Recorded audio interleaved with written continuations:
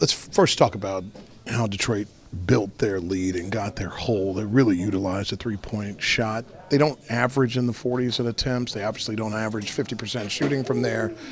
Was it just one of those nights, or were there things you all could have done to make them a little more uncomfortable early? On the defensive side, definitely could have stopped them from seeing easy layups, getting them in easy baskets. Because once, we're NBA players, once you see a couple go in, like easy layups, then that's when the basket gets bigger. That's when you start trying stuff. And obviously it was all making shots tonight. The term is bittersweet. This may be sweet bitter in the sense of being able to push back, get it to overtime, get a lead in overtime, but then not just being able to hold on to it. What's the feeling coming away from it? Let another one slip away. It's one of those things where, you feel the momentum shift and you feel like it's going in the right direction, and they make a couple runs and get a couple stops, and it's ball game. And just now that the fact that the winning streak is over, do you still feel there's enough takeaways out of this game that you still set on a good positive course? Yeah. I mean, it's one loss. We can't get out of whack about it. We got to play on the 20th and the 21st. So, we get geared up and get ready for those two. Appreciate it. Thank you. The saying, shooters got to keep shooting. It was a night like that for you.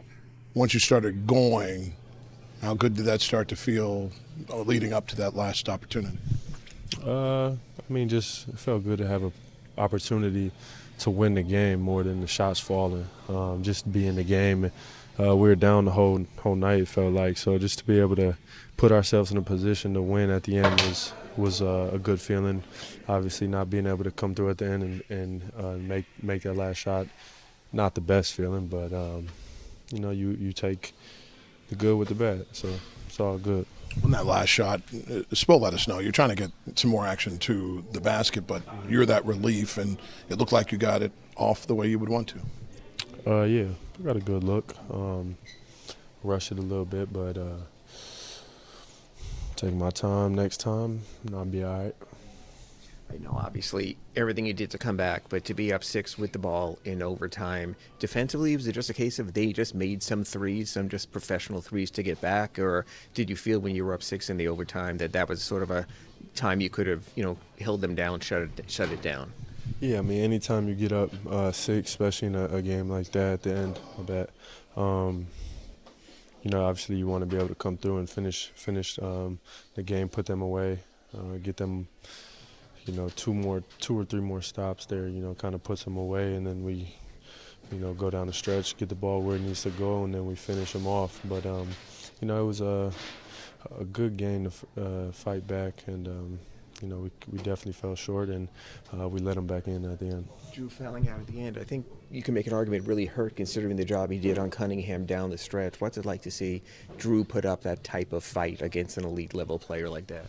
We've seen it now for however many games, since he's, really cracked the rotation. And, that's what he's capable of, and he continued to do it. What's the hardest thing in that first half, really getting them uncomfortable from 3? This was, if not their best, their second best night shooting from 3 this season. Yeah, it's what happens when, they get 4 or 5 easy buckets to start the game. Then it all kind of is an avalanche from there. Then they start making everything layups, middies, threes, and then everyone's doing this. So they're playing with confidence after we didn't come out with much, assertiveness on the defensive end. They didn't feel this at all, and then they were able to kind of just play their game comfortably. Erik, take us, to the good stuff. You get up 6 in overtime. What happened from there as far as coverages and what they did and what you didn't? They had 3 quick threes. One was in transition. Hardaway pulled up about 23 feet. It wasn't covered horribly, but you want to get that next step to make him put the ball on the floor. Next one, it was Cunningham. Was trying to get somewhere against Duncan. That was another easy kick-out 3, and then the last one that Hardaway hit was just was a tough one. It's a shame. We've had 2 games where we've had incredible comebacks and both times come up short. The lesson, would be not to get down 19. and play with that kind of desperation throughout the course of the game.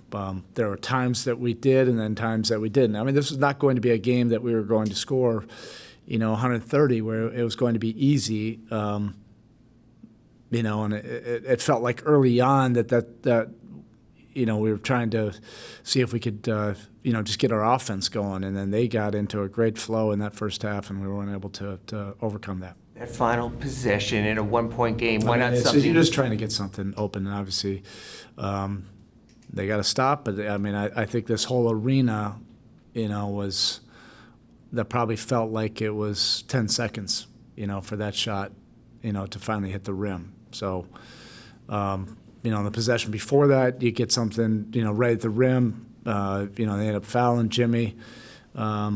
And this one, you live with that. Tyler made a bunch of big shots, going down the stretch. It's always tough, to get a wide open look, on a side out of bounds. We were fortunate to be able to get, a couple, and that one looked like it had a chance. The Jimmy Butler play and the shoe where you were defending 4 on 5, there's really no recourse there. There's no thought of fouling. I mean, you want to foul anyway, but... you're screaming, you got to make these decisions, real time. Just didn't happen. Two of the better young players going head-to-head in this one, what Cade did for them, especially as a setup man, the way you were defending him, what Tyler did in the fourth quarter. I mean, sort of the battle between the two. Can you sort of talk a little bit about that? Yeah, I mean, Cunningham's a unique player because of his size. He can beat you with scoring, but also, what he was doing is just a bunch of facilitating, setting up, wide open shots. Even if they missed them, a lot of them were based on his decisions and, reading where our weak side defense was.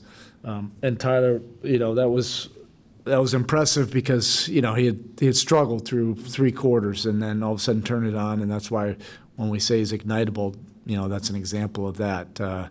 We wouldn't have even been into overtime if he didn't knock down some really tough shots. At the start of each half, you went to Drew Smith early for Haywood in the first half, for Duncan in the second. What about Drew and what about those scenarios told you to get him in the game? I mean, if Drew didn't get in foul, the sixth foul, that might have looked different. He just does a bunch of winning things. I don't have time or the energy to try to explain all of them right now. That was big. His 5th and 6th fouls.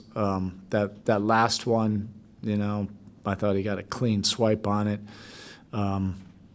He just does a lot of stabilizing things, and he did some really good defensive possessions on Cunningham going down the stretch. It felt like the three-point shooting for them, particularly the first half, created that gap. What would you have liked a little bit more to get them uncomfortable? To make them miss.